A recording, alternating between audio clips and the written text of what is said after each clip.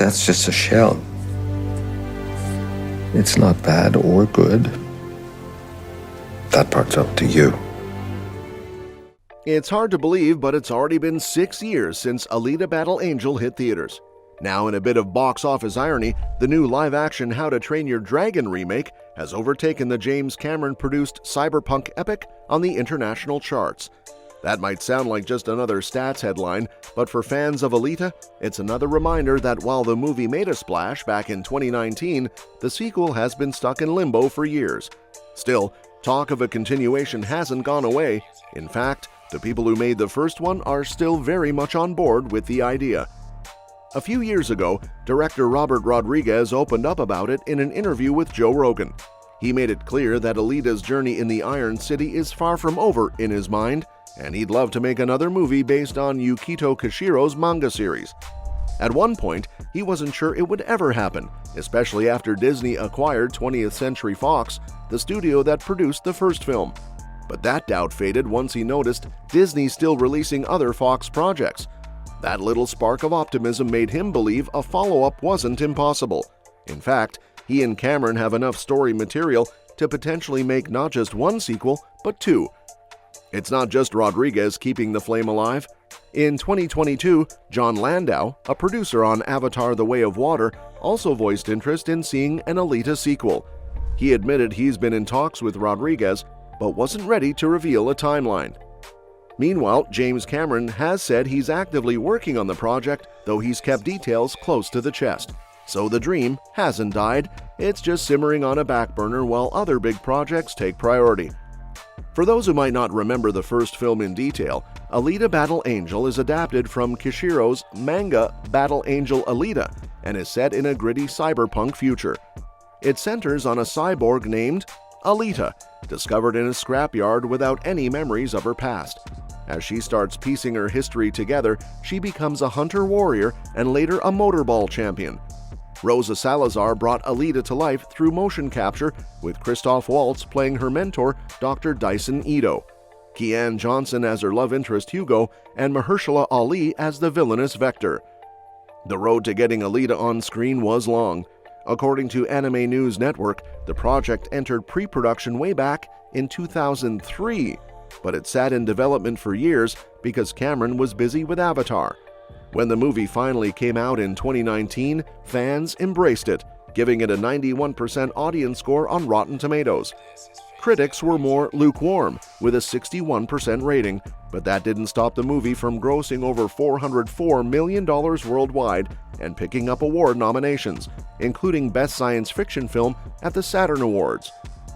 Fast forward to today, and How to Train Your Dragon's live-action remake has been soaring at the box office, pulling in close to $600 million globally and around $250 million domestically in just a month. Directed by Dean DeBlois, it's turned into one of those rare live-action remakes that actually clicks with audiences, even at a time when interest in the genre has been fading. It's now among the top 300 highest-grossing movies ever, and it's on track to become the biggest entry in its franchise, possibly even overtaking the second Dragon film before its run ends. One unexpected side effect of its success is that it's officially passed Alita: Battle Angel's international earnings. Overseas, Dragon has made $326 million, compared to Alita's $200 million plus. Considering Alita's reported budget may have been as high as $200 million, that performance wasn't quite enough to guarantee a sequel, even though Cameron had multiple ones planned. The critical consensus at the time summed it up by saying the story struggled to keep up with the visuals, but for fans of sci-fi action, it was still a fun ride. The original film was a real passion project for Cameron, who'd been interested in making it since the early 2000s. If Avatar hadn't taken over his life, Alita might have been his next movie after Titanic. Rodriguez was an unusual choice as director, given his history with more hands-on, low-budget filmmaking. But here, he helmed a big, effects-driven blockbuster, easily the most expensive movie of his career. Cameron even teased sequel titles like Alita: Fallen Angel and Alita: Avenging Angel, but the first film's box office showing didn't exactly light the world on fire. While $400 million worldwide is often seen as the break-even point for tentpole movies these days, Alita just scraped past it, meaning it probably only broke even theatrically. Since then, Cameron has been consumed by his Avatar series, releasing 2 massive installments and working on a third, Avatar: Fire and Ash, scheduled for later this year. That's why it was such a surprise when, in a recent interview with Forbes, Cameron confirmed he plans to make time for Alita sequels. He explained that while he's currently splitting his work between Avatar production hubs in Wellington and Los Angeles, he'd be working on the Alita movies in Austin. This little logistical comment suggested the franchise isn't just an old idea, it's something he still sees in his future. The first film's story left a lot of room to grow. Alita, revived from the scrapyard with a human brain inside her cybernetic body, had to figure out her place in a brutal post-apocalyptic society. She eventually signed up as a hunter-warrior to track down the conspiracy behind stolen robotic parts, uncovering more about who she used to be. That core mystery, paired with the world-building and visual style, made it stand out and gave plenty of threads for future installments to pull on. The issue, of course, was money and timing. While the movie performed well for a February release, the massive budget meant it wasn't the kind of runaway hit studios love to greenlight sequels for.